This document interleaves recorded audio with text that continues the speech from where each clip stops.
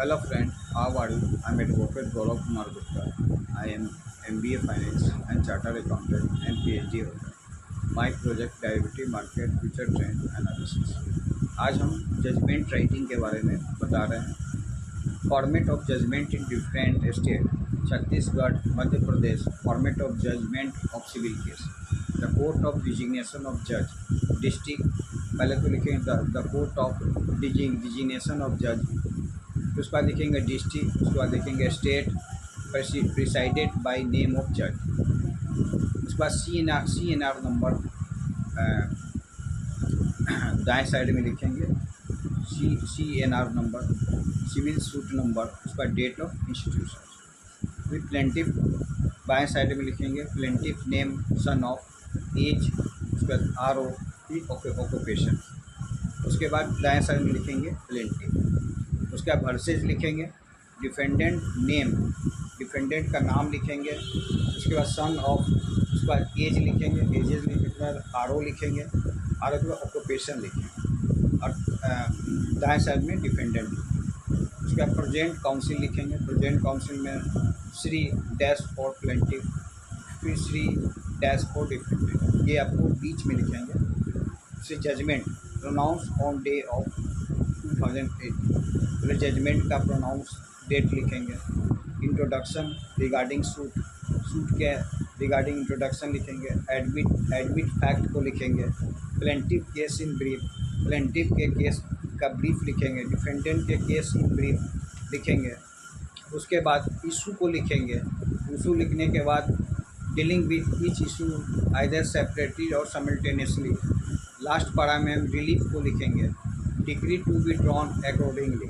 उसके बाद दाएं साइड में आपको साइन लिखेंगे। डिजिग्नेशन ऑफ जज डिस्ट्रिक्ट और स्टेट लिखेंगे। This judgment is date sign and pronounce in open court. यह जजमेंट का डेट जो साइन होगा वो ओपन कोर्ट में घोषित किया जाएगा। प्रोनाउंस मीन्स क्या होता है? सूचना देना या घोषित करना या सुनवाई करना। साइन डिजिग्नेशन ऑफ जज district state format of judgment of criminal case the court of designation of magistrate district state. अब जैसे format of judgment of criminal case, ये तो सिविल का हो गया। अब क्रिमिनल केस के बारे में the court of designation of magistrate district state presided by name of magistrate. इसमें मजिस्ट्रेट का नाम लिखेंगे। CNR नंबर रहेगा। क्रिमिनल केस नंबर रहेगा दाएं साइड में। पुलिस स्टेशन रहेगा। डेट ऑफ इंस्टीट्यूशन, तो अब इसका इंस्टीट्यूशन किया गया। उसके बाद बाएं साइड में state of name of state through SHO police station, name of police station district state. और दाएं साइड में प्रोसिक्यूशन होगा, जो केस को फाइल किया उसको प्रोसिक्यूशन कहेंगे। और जो वर्सेज जो है वो एक्यूज हो जाएगा। एक्यूज में name son of age RO police station, दाएं साइड में एक्यूज पर्सन। और उसके बाद चार्ज के बारे में डिक्लेयर करेंगे। क्रिमिनल केस में चार्ज के बारे में लिखेंगे। I dash designation of magistrate district state charge you accuse name of accuse son of या will follow firstly that secondly that and hereby district that you accuse be tried this court for the above frame charge हो जाएगा। फिर date लिखा जाएगा। बाएं side में place लिखा जाएगा। दाएं साइड में सील साइन एंड सील हो जाएगा। डिजिग्नेशन मजिस्ट्रेट या डिस्ट्रिक्ट और स्टेट। प्ली ऑफ एक्यूज यदि प्ली करता है गलती को, तो the charge was read over and explain to the accused to which pleaded as follow, ये लिखाएगा। उसके बाद साइन होगा एक्यूज का। Sign and seal designation of magistrate district और स्टेट। इस तरह से हम क्रिमिनल केस का फॉर्मेट को देखेंगे। उसके बाद CNR नंबर को लिखेंगे।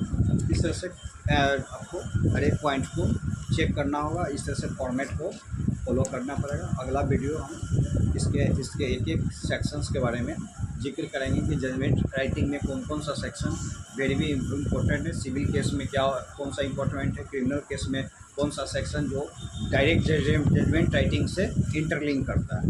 इस चीज़ को आपको जानना जरूरी है।